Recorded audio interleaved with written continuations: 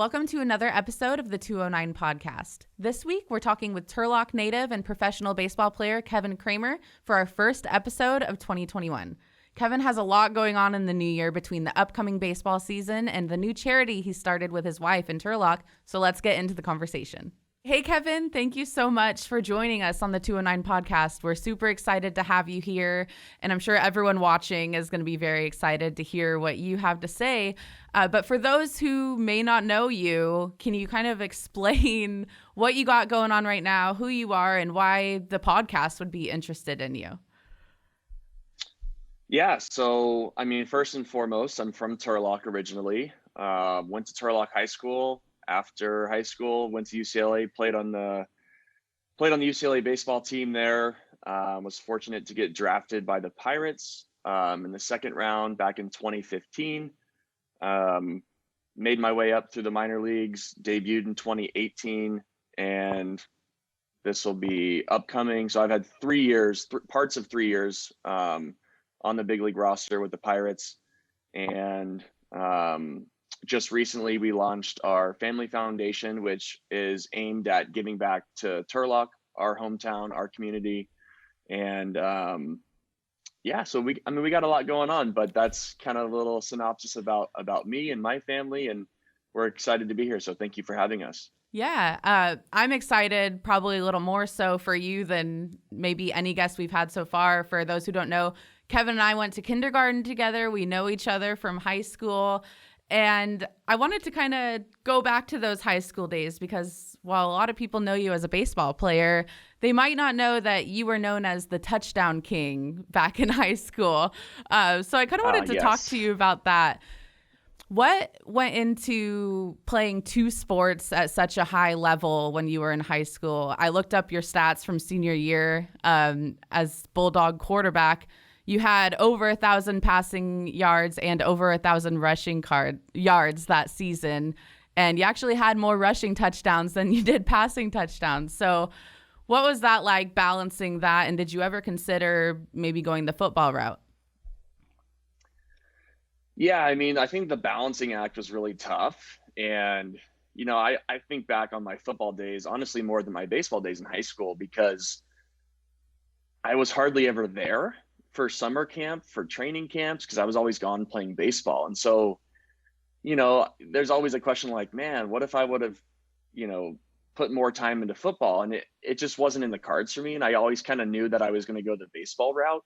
I think the multiple concussions in my junior year kind of helped alleviate that process and kind of make it a formal decision. And then obviously I committed to UCLA for baseball.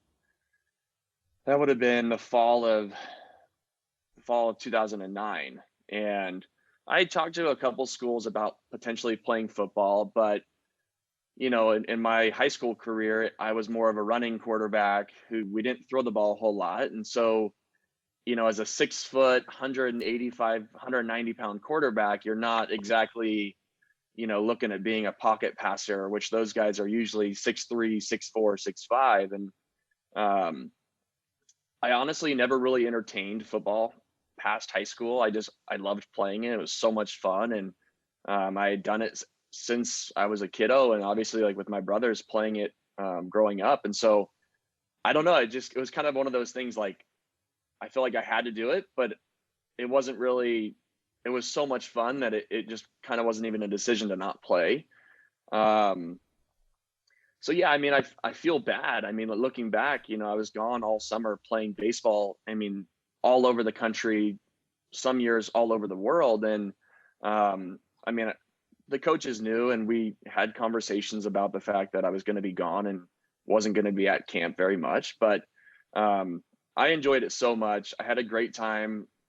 We had some pretty good teams, one really bad team, but that's okay. We're not going to talk about that.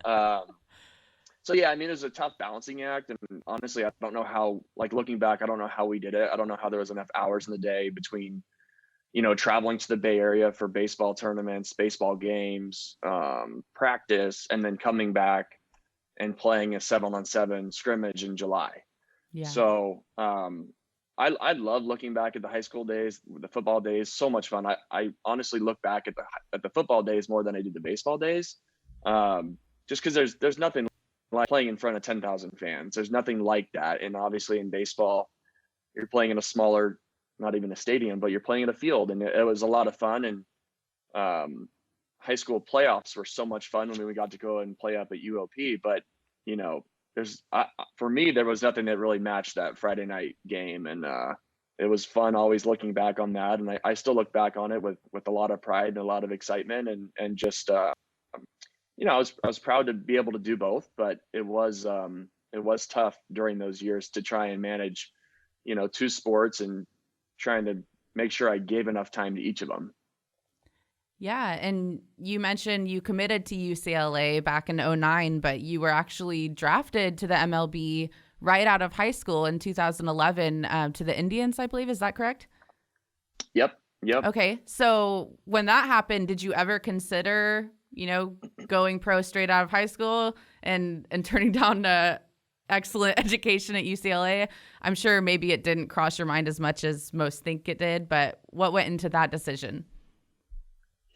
Yeah. So, I mean, honestly, it was one of those things where I wanted to go straight into pro ball. And I knew that, it was going to take a hefty signing bonus to, surpass UCLA, because I valued UCLA in the education and the whole overall college experience. I valued that very high. And when the Indians picked me in the 25th round, it was more so like, hey, we're going to pick you and hopefully we can work out a deal.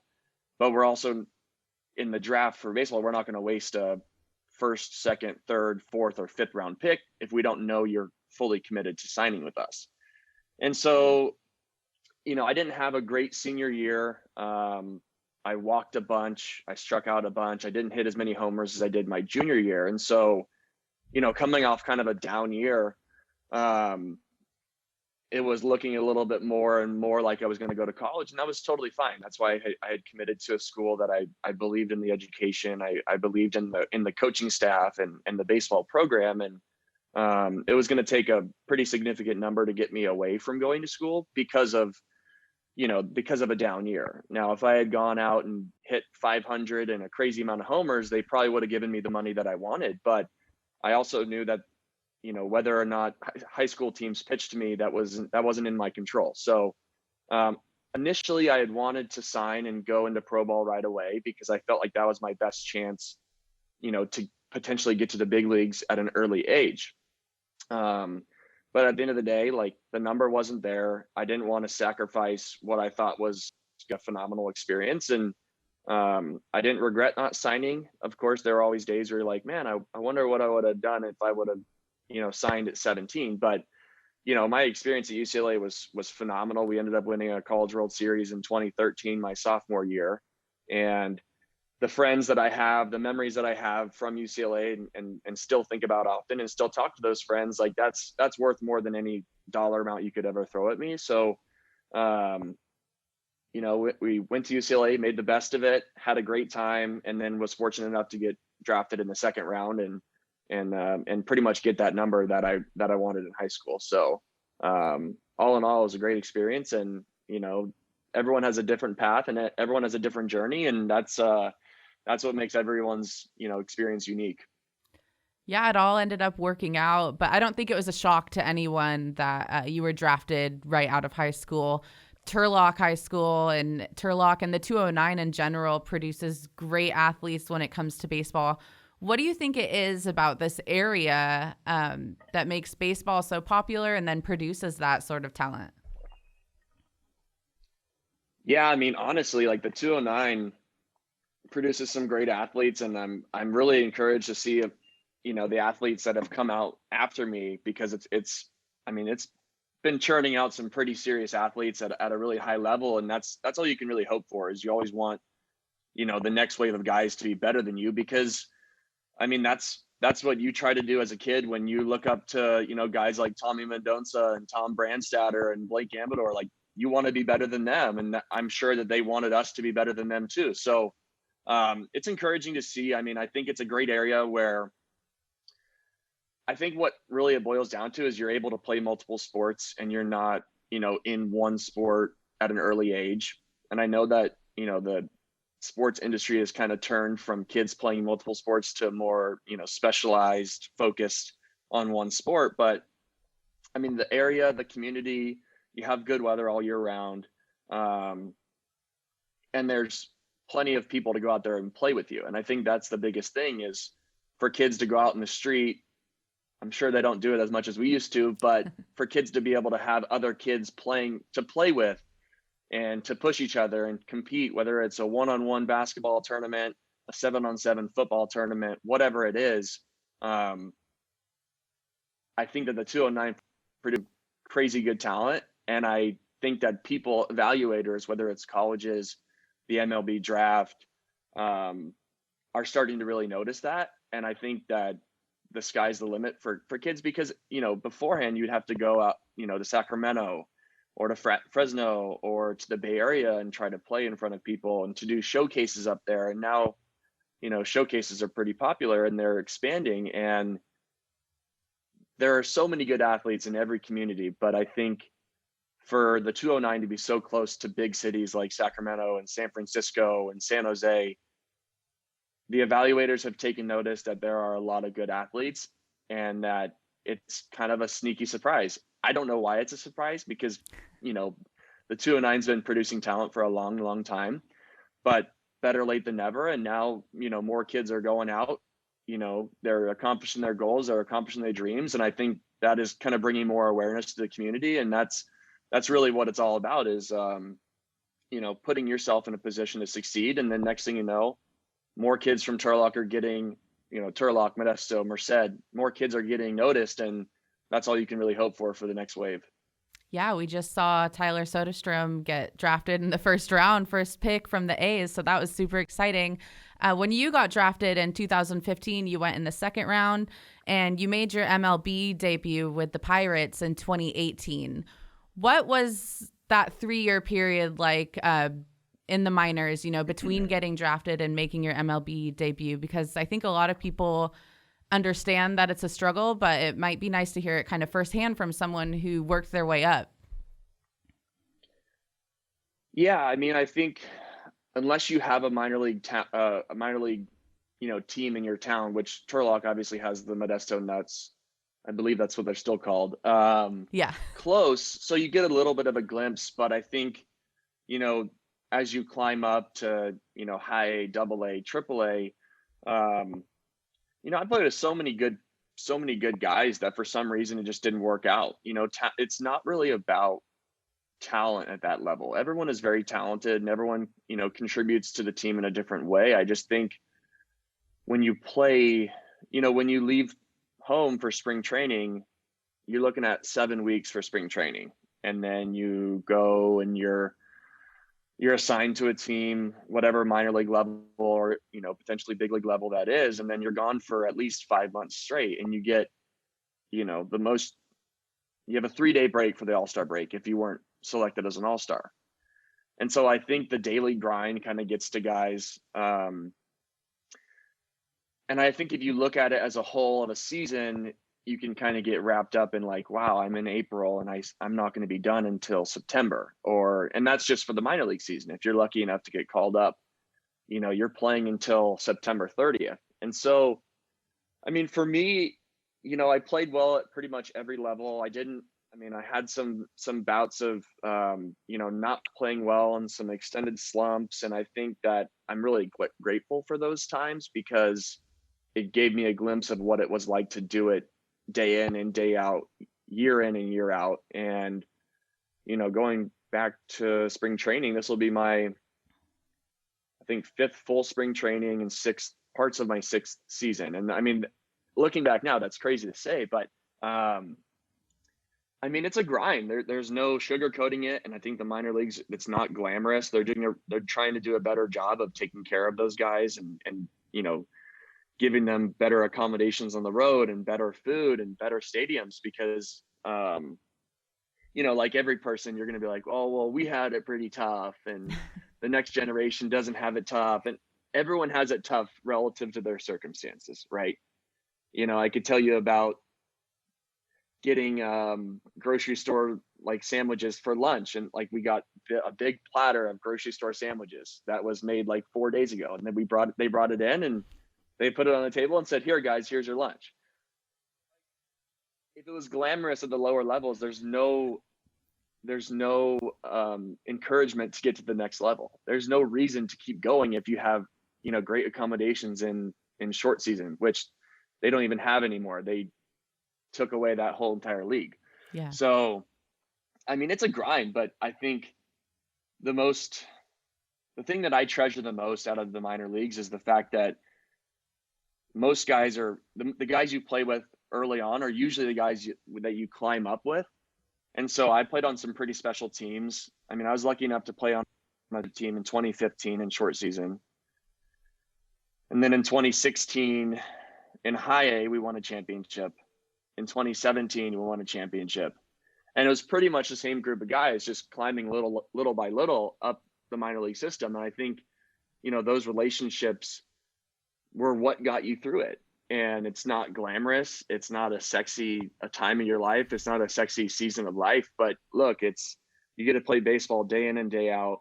You're not making much money and you're not eating the greatest food. But at the end of the day, you're playing a game that you love in all sorts of really cool random cities across America. And you get to go to coffee shops in Lowell, Massachusetts.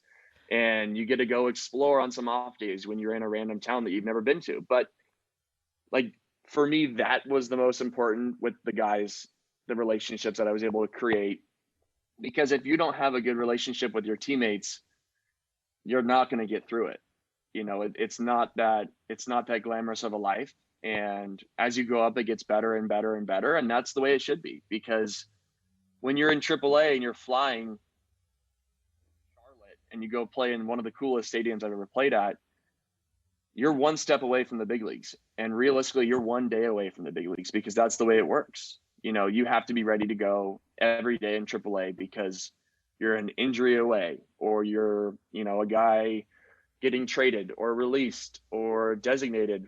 You're one roster move away from getting to the big leagues. And I think that's when it kind of hit me, where you started to have some veterans, like guys with 4, 5, 6 years of service time, come down to play with me. And I was, 23, about to turn 24. And that's when it was started to get real for me, like seeing these guys and how they went about it. I mean, I've had some phenomenal AAA teammates that have taught me how to be a big league pro when I wasn't even in the big leagues. And, those relationships that I've created with those guys is special in its own self, because I feel like they raised me from being a AAA ball player to, a big league ball player, which I am now, which is obviously a crazy thing to say out loud, but it's the truth. And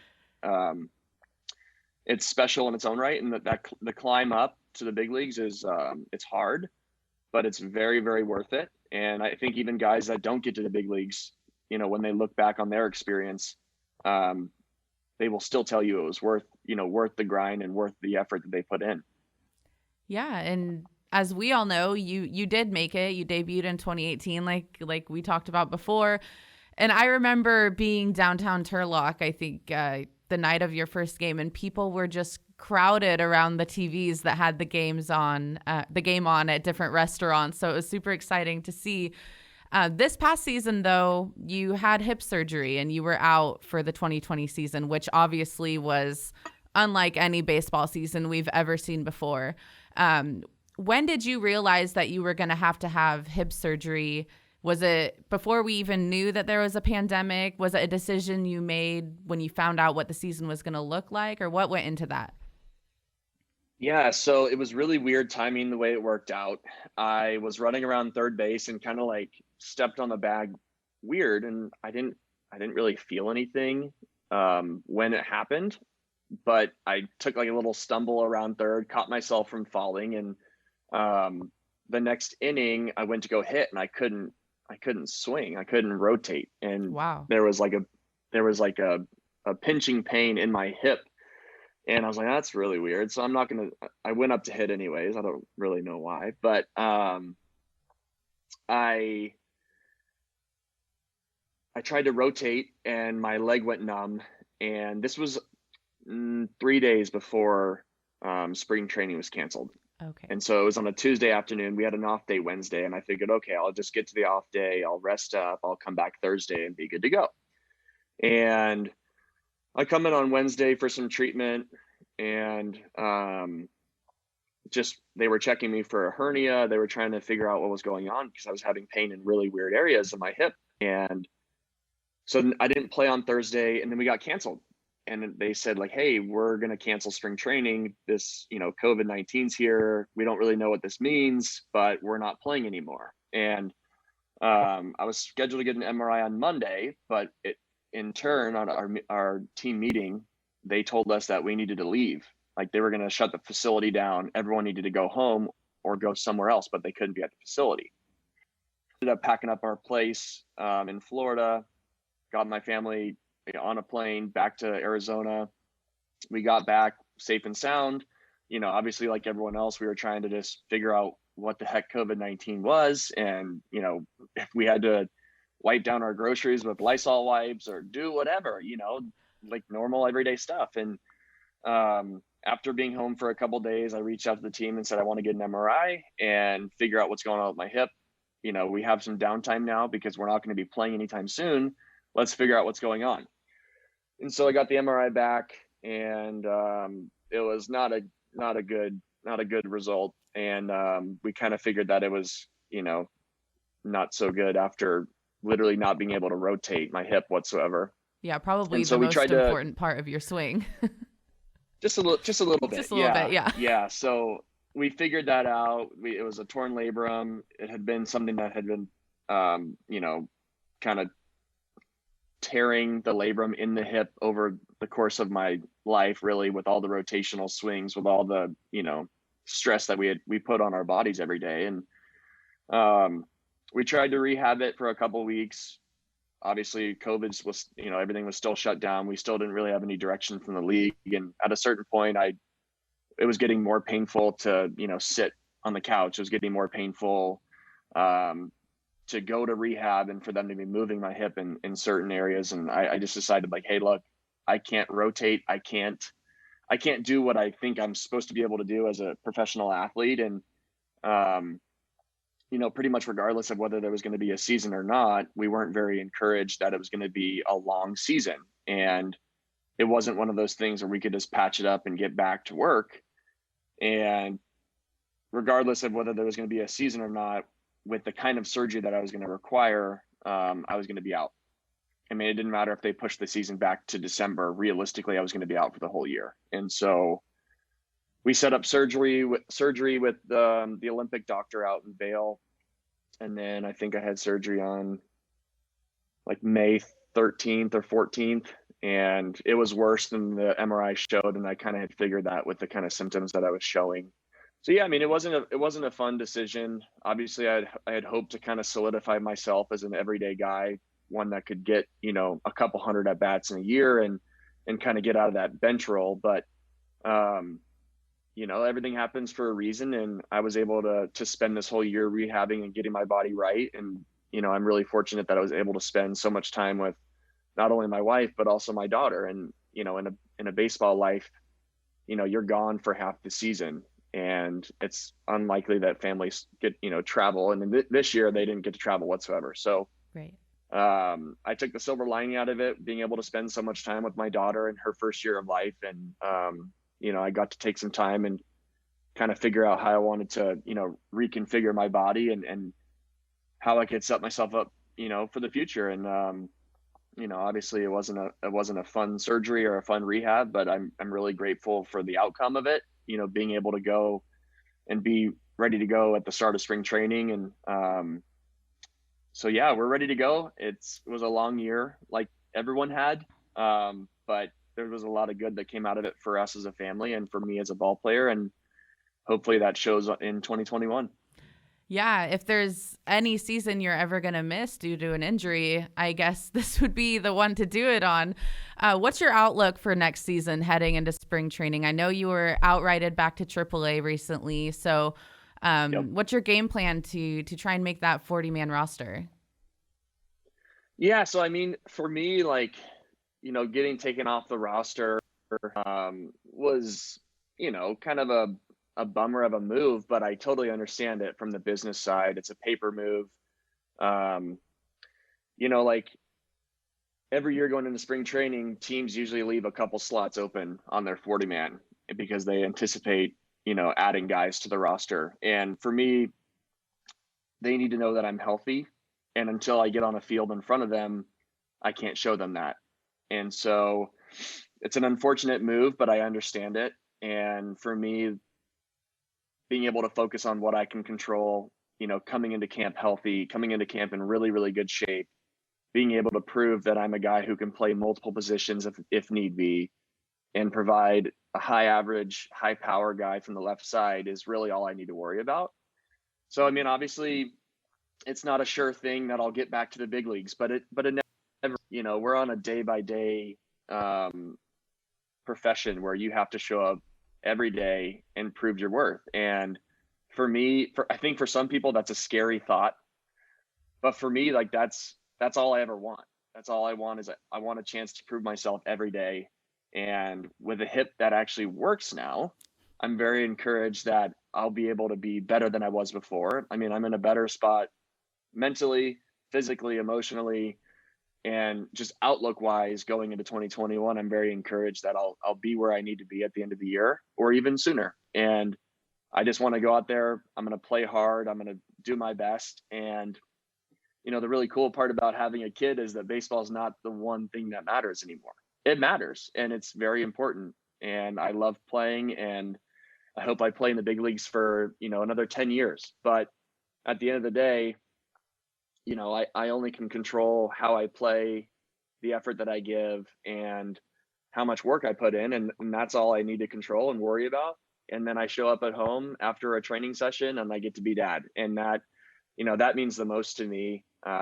She doesn't care whether I'm in the big leagues or not. She just wants to have me around, to play with me, to read her books, and to teach her a good golf swing. So that's all that really matters, and I'm in a better spot now, mentally than I've been in a long time. And she's the biggest reason for that. But, getting older and realizing like, I'm not going to be a ball player forever, and that's okay.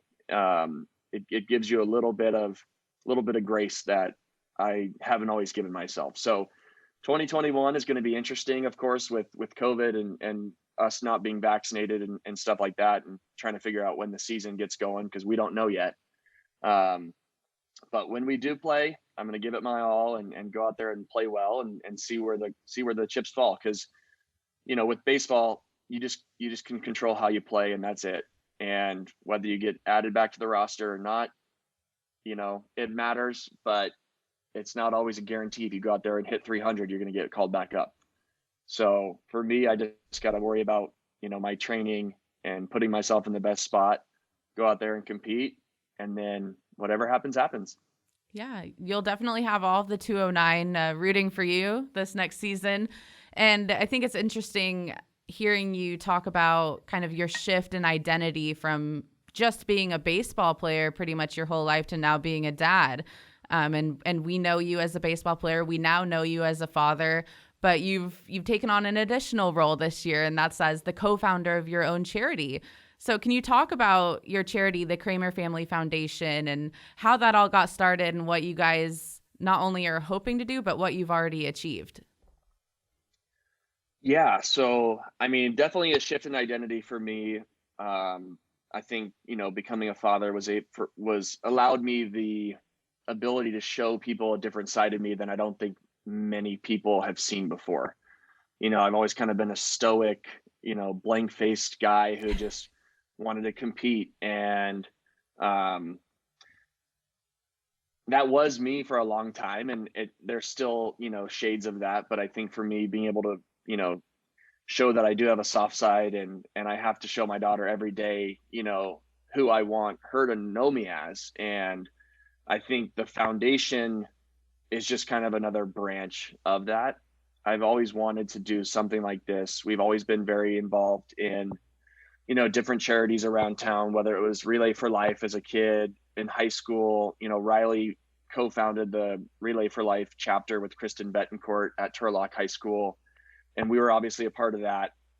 So I always knew it was something that I wanted to do. I just didn't know how to do it, while playing in the minor leagues and being across country. And um, I think after, being in the big leagues at parts of 2018 and parts of 2019, I felt comfortable where I had enough time to devote to something bigger than myself and bigger than our family. And we knew where we wanted to start, and that was always Turlock. Every community needs help in, some way, shape, or form. And I think for us, we just want to be another resource and bring awareness to, to Turlock. And it's, for us, it's an honor and a pleasure to be able to give back and to have a platform as an athlete who gets to play all over the country and who has, fans there every day. For me not to use my platform in a beneficial way, I think would be a wasted opportunity. And obviously I hope to have a platform that continues to grow. And, most likely the way that happens is me, getting back to the big leagues and playing on the national stage for years and years. But I felt like it was important for us to do something. And I think, prior to COVID, we had a couple of events scheduled, a golf tournament, a dinner event, which would have happened in October. And then obviously the smart thing to do was just to cancel it and postpone it to 2021. So we will have events if it's safe and allowed to have events next year in 2021. We have some things in the works right now that I'm really excited about. But obviously, with COVID-19 and vaccines coming out, we have to be smart. And if we are allowed to have them and it's smart and we feel like we can keep, our guests safe, we will do it. And we will have a great time and raise a lot of money for some really solid organizations. And what we did this year for the holiday season, which we really didn't plan on, it was never really a part of the plans, but I didn't want to sit on the sidelines this year. And I felt like we had more than enough support just initially trying to get some, feelers out there as far as what we could do and how we could help.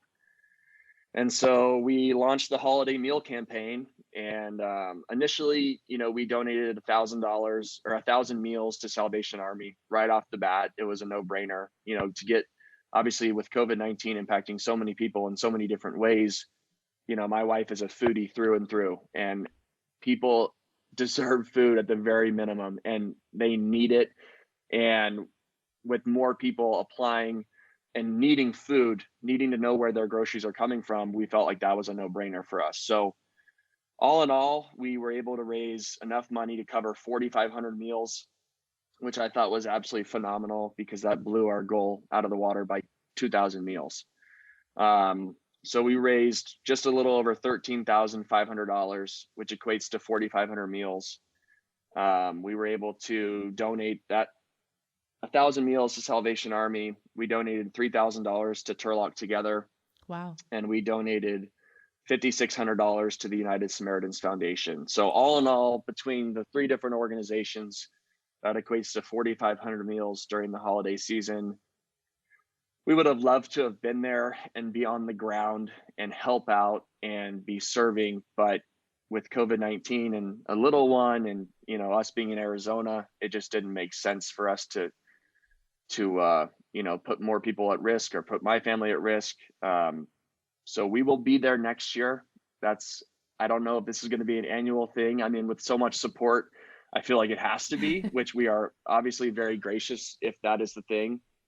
And from our foundation standpoint, we're not trying to be the best, we're not trying to be the only one. We just want to give people a resource and continue the good work that so many good organizations do in Turlock. There are so many great people in Turlock that donate, and the charitable contributions throughout the community are phenomenal.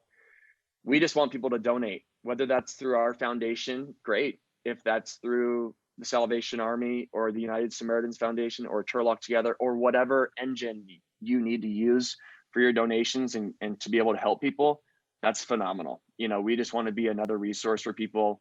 Obviously, we're hoping that our events will bring people out and raise money and be able to distribute it to, beneficiary organizations and continue the good work that so many organizations have been doing.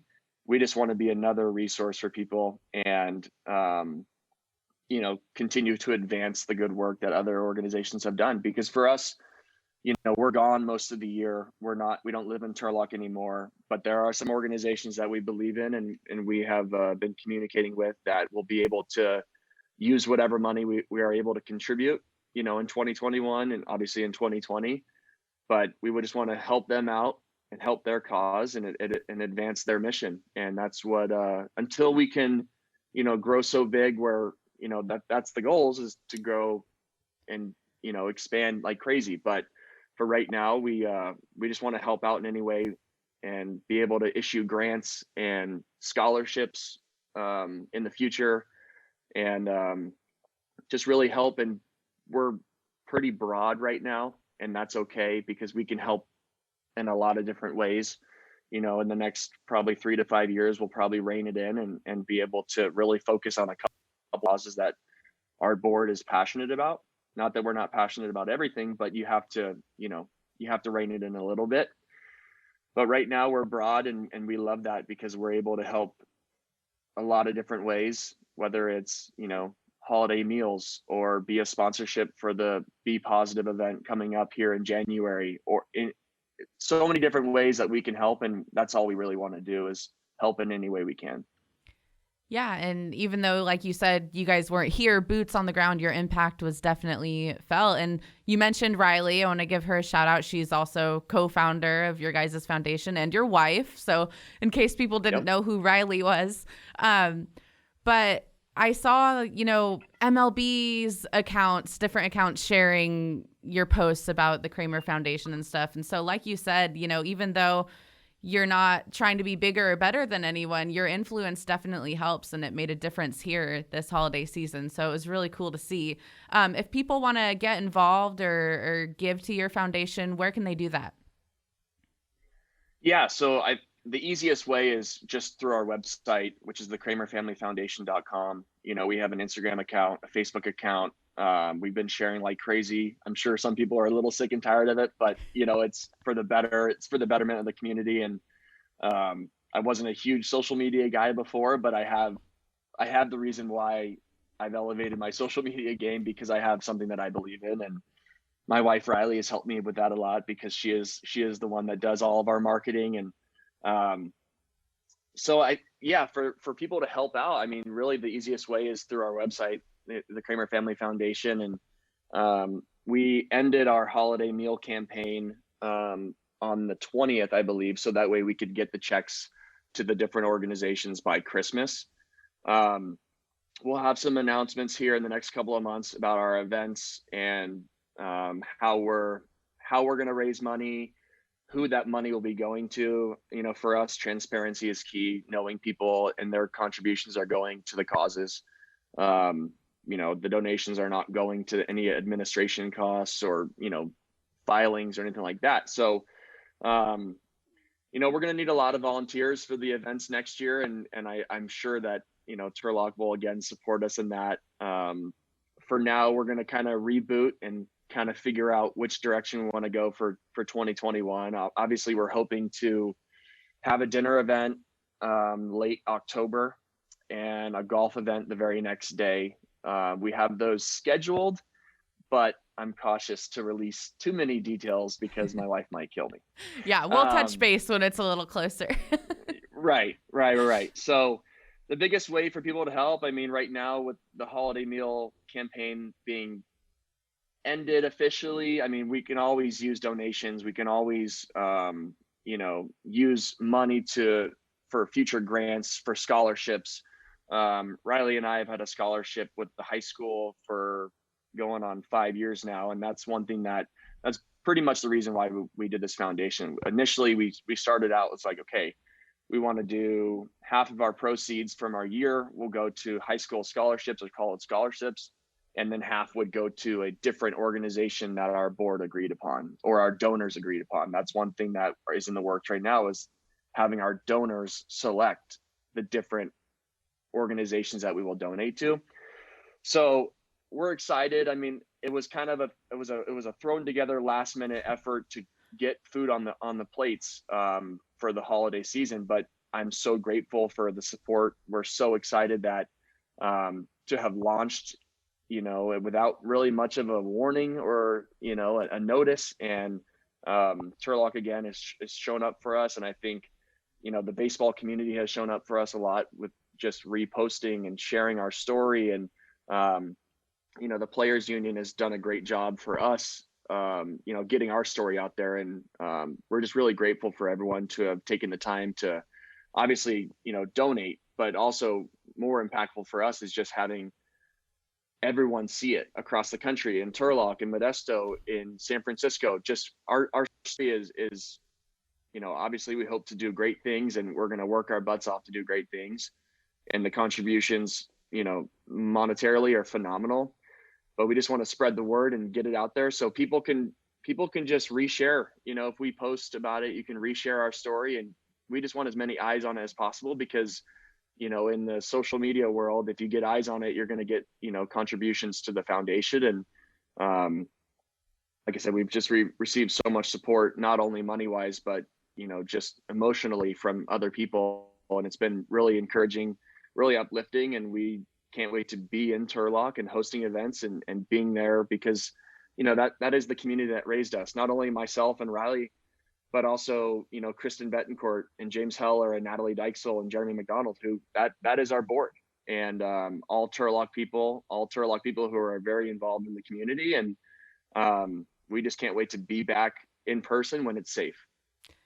Yeah, well, Kevin, we at the 209 podcast are so excited to see not only what you do baseball-wise next season, but to watch your charity grow and hopefully be more successful and help a lot of people here in the 209. And I just wanted to thank you so much for coming on today and talking with me. It was a great conversation, great to catch up, and thank you so much. Yeah, thank you guys. Thank you for having us, and thank you for sharing our story. We really appreciate it. If you enjoyed this episode of the 209 podcast and want to listen to more, you can find episodes on YouTube and everywhere else podcasts are available.